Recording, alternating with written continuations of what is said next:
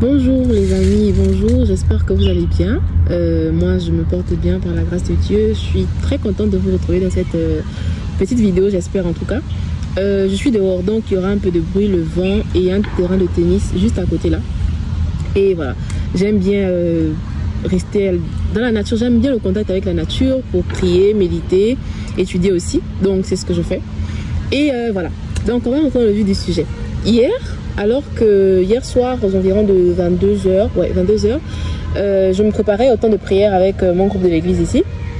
J'ai pris un temps de méditation, j'ai pris un temps de prière, de méditation et tout. Et les soirs comme ça, j'aime souvent bien prier avec prière inspirée, tu vois. Je mets le fond, prière inspirée de Jérémie Sobry sur EMCI TV, pour ceux qui ne connaissent pas. Et pendant que ça passe, moi je vais prier, je vais méditer. Franchement, j'aime trop, tu vois. Et donc c'est ce que j'ai fait hier. Et hier, alors que je faisais ça, j'ai vraiment reçu comme Seigneur, tu me demandes d'arrêter les critiques, tu vois, il faut que j'arrête de critiquer. Ok, on va revenir un peu en arrière. Il y a de cela un mois, j'ai commencé à méditer sur le psaume 139, verset, je crois, 23 à 24, qui dit au Seigneur de sonder mon cœur. Le psalmiste David dit au Seigneur, sonde mon cœur et conduis-moi sur le chemin de la vérité. En résumé, tu vois. Et je priais vraiment sur ça. Je priais sur ça vraiment avec le cœur en mode Seigneur, sonde mon cœur, enlève ce qui n'est pas de toi. Libère-moi des choses qui ne t'honorent pas. Libère-moi de toutes les choses auxquelles tu ne prends pas plaisir. Je ne veux pas de cohabitation. Parce que des fois, c'est subtil. On a des choses en nous et on ne sait pas que c'est là. On a des choses, on ne sait pas, mais c'est là, tu vois. Ou des choses qu'on a tellement pratiquées pendant des années que limite on a normalisé la chose. Et on a du mal à se dire que c'est pas ce que Dieu veut. On a du mal à se dire que, mais en fait, c'est pas ça. Parce que on a grandi dans ça, on a vécu dans ça, on a côtoyé la chose, on a chéri ça. Limite, c'est devenu notre caractère, quoi. Et donc, je méditais vraiment sur Seigneur, sonde-moi s'il te plaît, parce que je ne veux pas de légèreté. Pendant des années avec toi, en tout cas, j'ai toléré la légèreté, j'ai toléré la cohabitation. Je n'en veux plus, tu vois. On est dans une saison où c'est toi et toi seul. Et je méditais là-dessus tous les jours. Tous les jours, je priais dessus. Tous les jours, je prenais le verset, je priais, je méditais, je demandais Seigneur, sonde-moi, révèle-moi et tout. Et depuis quelques temps, vraiment, Dieu y parle. Je vous assure que lorsqu'on fait des prières avec le cœur et sur base de sa parole, Dieu il nous parle, il nous révèle. Depuis quelques temps, je regarde des prédications. Pas depuis quelques temps, je regarde des prédications. Moi, je regarde des prédications tous les jours. Même quand je vais au sport, je vais marcher, je vais mettre des prédications. C'est ça ma vie, en fait, tu vois. J'aime trop. Et je regardais donc, j'écoute des prédications. Je vais même souvent prendre des prédications d'il y a 2 ans, 3 ans. Le mot critique ressort. Bon, au départ, je te dis, bon, ok, ça ne me concerne pas, en tout cas. Ok, on parle des critiques, les gens aussi critiquent. En fait, genre, ça ne te concerne pas. 1 fois, 2 fois, 3 fois. Et maintenant, il y a 2 jours, je sens que, non, là, quand même, c'est trop, Seigneur. C'est trop, tu vois. Le Saint-Esprit a vraiment mis un point là-dessus pour me dire, c'est de toi qu'on parle. C'est de toi qu'on parle. Et je me suis dit, moi, comment? Tu vois, genre, et là, la subtilité, la forteresse de la critique te fait entendre en fait, te fait monter des voix dans ton cœur pour te dire, mais en fait, tu ne critiques pas tant que ça. Et c'est vraiment la première personne. Du coup, donc, je me disais, mais je ne critique pas tant que ça. Moi, je suis pas le genre de personne qui va à la recherche. Je suis pas une gossip girl, en fait. Je suis pas en mode, je vais toujours aller chercher les gens pour pouvoir discuter, pouvoir faire le concours, pouvoir parler. Si des sujets viennent me trouver, moi, je donne mon avis, tu vois, genre, je vais discuter, je vais dire des trucs, sans plus, genre, et puis souvent, j'abuse pas. En fait, c'est ça, la forteresse. Ce sont les voix, des raisonnements contraires à la parole de Dieu. J'étais en train d'écouter ça et c'est comme si je voulais discuter en mode en fait c'est comme si je voulais accepter les voix que les forteresses faisaient monter, les pensées là, en mode tu ne critiques pas tant que ça, tu n'en fais pas trop, et puis souvent ce sont les gens qui viennent se confier, qui viennent te dire des choses, toi tu ne fais que donner des commentaires. Et le Saint-Esprit pouvait me dire, ok, donc puisque tu es en train de dire ça, ça veut dire quoi? Que ce que je t'ai dit est faux. Je dis, oh yo, Seigneur, pardon, j'ai dit, je renverse les forteresses. Je renverse tout raisonnement qui s'oppose à la parole de Dieu. Je déclare que mes pensées sont sanctifiées par le sang de Jésus. Mon corps est sanctifié par le sang de Jésus. Je renverse ces forteresses. Je réprimande cet homme fort. Je te lis, toi, homme fort, des critiques qui veulent venir me faire croire que je peux tolérer. Je peux accepter. En mode, non, c'est pas trop grave. J'ai dit, il n'y a rien. Si Dieu a dit que je sois d'accord ou pas, on marche, on y va, on fait. On y go, il a dit, c'est ce qu'il a dit qui est la vérité et je me conforme à sa parole en fait.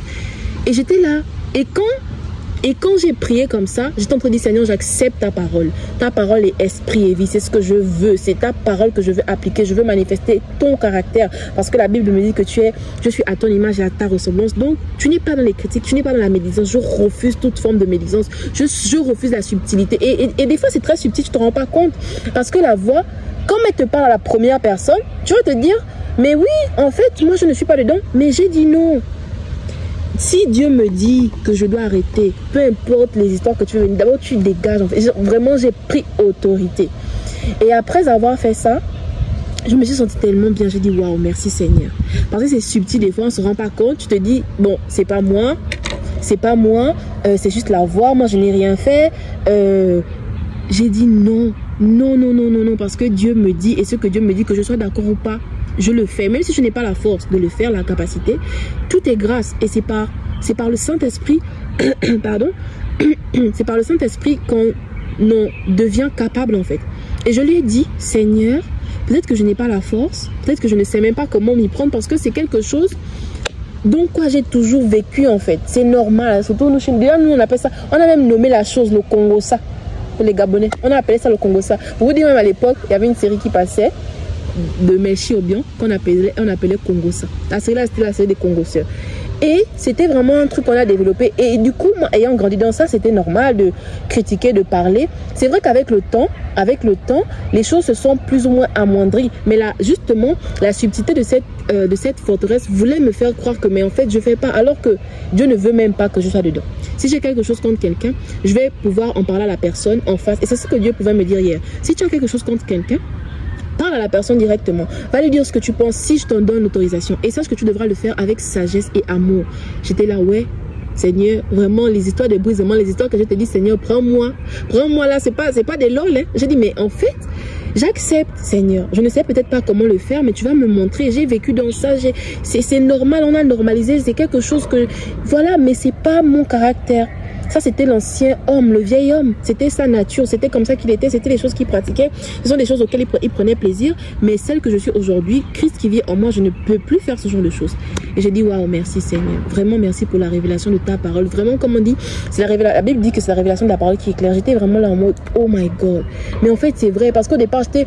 Et la subtilité, je vous assure que la subtilité des forteresses, c'est que lorsque quelque chose se passe, soit en fait, tu te sens pas concerné parce que tu te dis, il y a pire. Tu penses à quelqu'un d'autre qui vit vraiment dans ça, qui en fait limite son pain quotidien. Tu te dis non, ça c'est sûrement pour elle, le message c'est pour elle. Mais le Seigneur m'a dit hier, au travers de cet enseignement-là aussi, que lorsque tu regardes une prédication, c'est à toi que je veux parler. Arrête de penser à quelqu'un. Arrête de te dire que je veux parler à tel parent, à telle personne. C'est à toi que je veux parler. Donc, tu prends ça pour toi. Tu pries en te disant, Saint-Esprit, je veux que tu me parles. Et aussi, je vous encourage. Les prédications, c'est pas une fois. Non, si tu veux vraiment que ça rentre, tu vas devoir regarder encore. Déjà, tu es en fait ton style de vie, comme je vous disais. Mais les prédications, des fois, moi, c'est des prédications que j'ai déjà regardées, peut-être il y a 9 mois. J'ai regardé à cette période-là, je regarde encore. En fait, tout le temps, c'est notre style de vie. La Bible dit que la foi vient de ce qu'on entend vient de la parole de Christ. Si tu t'exposes à quelque chose qui n'est pas la parole de Dieu, ça va t'impacter. Ce sur quoi tu t'investis grandit. Voilà, ça c'est le message de notre apôtre, le pasteur Yvan qui a dit, ce sur quoi tu t'investis grandit. Ça veut dire que si tu t'investis sur des futilités, ça va prendre place en toi en fait. Et tu vas manifester les fruits de cette futilité-là, de ces choses qui sont sans importance. Et j'ai dit, oh my God. Du coup, le Seigneur m'a dit, si tu veux dire quelque chose à quelqu'un, tu le lui dis si je te permets, avec amour et sagesse, ou alors prie pour la personne. Parce que des fois, tu penses que tu as le droit de parler de quelqu'un, même si la personne t'a fait du mal. Et c'est en fait, quand on vous dit les forteresses, il faut les renverser. Parce que la subtilité, encore une fois, c'est qu'il y a beaucoup de subtilité, mais tellement. L'objectif, c'est de te faire croire que tu as raison, de te faire croire que le raisonnement que tu as, la pensée que tu as, tu dois la maintenir. C'est normal en fait. Les forteresses peuvent te faire croire que mais cette personne dont tu parles souvent, mais elle te fait du mal. Écoute même ce qu'elle dit sur toi. Regarde comment elle se comporte. Mais toi, tu ne fais rien comparé à ce qu'elle te fait. Tu vois? Et j'ai dit, mais vraiment, merci Seigneur. Et après ça, après avoir prié, après avoir accepté, j'ai eu la révélation sur une chose. Je t'assure, j'ai eu la révélation sur une chose. J'étais là en mode, waouh, c'est pas possible. Mais Dieu, il est bon. Hein. Dieu, il est tellement bon. Il est puissant. Il est là. Il est tellement plus près de nous. tellement près de nous, en fait, plus près que ce qu'on ne pense ou imagine. J'ai eu la révélation sur un sujet, donc, je vais pas dire qui me préoccupe, mais une chose à laquelle je pensais de temps en temps, je me disais, bah, qu'est-ce que je vais faire, comment ça se passe? Et là, je me suis dit, oh my God, thank you Jesus, tu vois. Et je voulais partager ça avec vous, avec toi. Sache que c'est à toi que je m'adresse. Oui, je m'adresse à toi. Prends en considération ce que Dieu te dit. Refuse les forteresses. Si tu dois obéir à la parole de Dieu et que tu estimes qu'il y a une raison, parfois la raison est basée sur la réalité, sur les choses qui se passent, sur ce que tu vis, sur ce qu'on t'a fait. Mais si cette voix vient te dire que, ben, en fait, tu les renverses. Renverse, ce sont des forteresses. Ce sont des forteresses qui veulent te faire croire que tu ne dois pas faire ce que Dieu te dit. La parole de Dieu est oui et amen. C'est sur ça que Dieu se base pour agir. Et lorsqu'on obéit à Dieu, totalement, pas en partie, on lui donne la possibilité d'agir complètement dans nos vies. Dieu agit. L'apôtre Paul a dit, si Dieu est pour nous, qui sera contre nous? Si Dieu est de ton côté, qui va te résister en fait? Qui va te résister? Et le diable ne veut pas justement que Dieu soit de ton côté, parce que si Dieu est de ton côté, lui n'a plus le pouvoir sur toi. Et même, pas seulement sur toi, mais sur les générations après toi. J'ai dit, waouh, merci Seigneur. Ouais, merci. Donc, je veux te parler à toi pour te dire, écoute ce que Dieu te dit. La parole de Dieu est oui et amen. Tu n'as pas toujours la force, c'est clair. Moi, je vous parle des choses que je suis en train de vivre, d'expérimenter. Je ne suis pas en train de te dire que j'ai la super force. Non, je sais que la force me vient de lui. Mais la décision, c'est moi qui la prends. Et je dis, Seigneur, ok, je veux le faire. Peut-être que ça va faire mal. Peut-être que ça va devoir changer des choses dans mon habitude, mais j'accepte. Parce que ta parole est oui et amen. Et c'est ce que je vais faire. Alors, donne-moi la force et la capacité. Saint-Esprit, prends le contrôle. Conduis-moi, dirige-moi. Le Seigneur te demande de renoncer à cette chose. Renonce. Dis-lui, crée à lui, aide-moi. Même si tu dois créer à lui, je me rappelle une fois, et c'est ce qui m'avait vraiment, ça m'a vraiment béni jusqu'aujourd'hui. Un jour, lors d'une prédication du dimanche avec l'apôtre Yvan, je me rappelle plus forcément le thème. Je crois il faut travailler à la transformation de ton cœur, je sais pas. Et l'apôtre parlait vraiment beaucoup de, tant que tu ne vis pas une vie en conformité avec la parole de Dieu, arrête de te complaire dans certaines prières. Non. Crie à Dieu, Seigneur, sors-moi de là. Sors-moi de cette vie qui ne t'honore pas. Sors-moi de cette vie de légèreté, de cohabitation, de procrastination. Sors-moi de là. Prie. Même si tu dois prier pour ça pendant 5 ans, prie. Ce qui est bon, c'est que Dieu, il veut qu'on marche dans la sainteté. C'est notre caractère.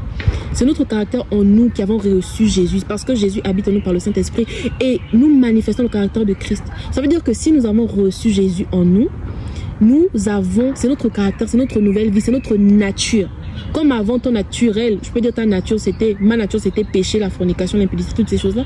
Aujourd'hui ma nature c'est la sanctification et je m'y plais, je n'ai aucun problème à vivre dans la sanctification, je n'ai aucun problème à projeter, même avoir une relation jusqu'au mariage de sainteté en fait. Une relation où c'est Dieu qui est glorifié. Je n'ai aucun problème avec ça parce que le Seigneur il a shifté mon mindset, tu vois, par rapport à ces choses-là. Et donc, tu dois accepter déjà que ce que Dieu dit est vrai et je veux m'y conformer. Et c'est soupirer après lui demander, lui dire Seigneur, c'est ce que je veux. Ta parole est la vérité, je veux me conformer à ta parole, je veux marcher comme tu me dis de marcher parce que je sais que c'est en marchant selon ça que tu vas réussir dans ma vie et que les ténèbres ne régneront plus, tu vois. Et voilà, j'avais pas prévu de faire cette vidéo-là longue comme ça, mais bon, c'est l'inspiration que le Saint-Esprit me donne. Donc, je vais vraiment t'encourager à le faire. Et si tu n'as pas donné ta vie à Jésus, fais-le. Accepte-le. Dis-lui de venir dans ton cœur, de venir régner, que tu as besoin de lui, que tu veux qu'il règne dans ta vie en fait. Qu'il règne dans ta vie, simplement. Parce qu'il y a des choses auxquelles tu ne peux pas avoir accès si tu n'as pas Jésus dans ta vie, c'est clair. L'ennemi, il fait de toi ce qu'il veut. La Bible dit que nous sommes esclaves de celui à qui nous obéissons. Soit de l'esprit de Dieu, soit l'esprit du mal en fait. Il n'y a pas de demi-mesure, il n'y a pas de milieu, il n'y a pas de... C'est soit Dieu, soit celui qui n'est pas avec Dieu.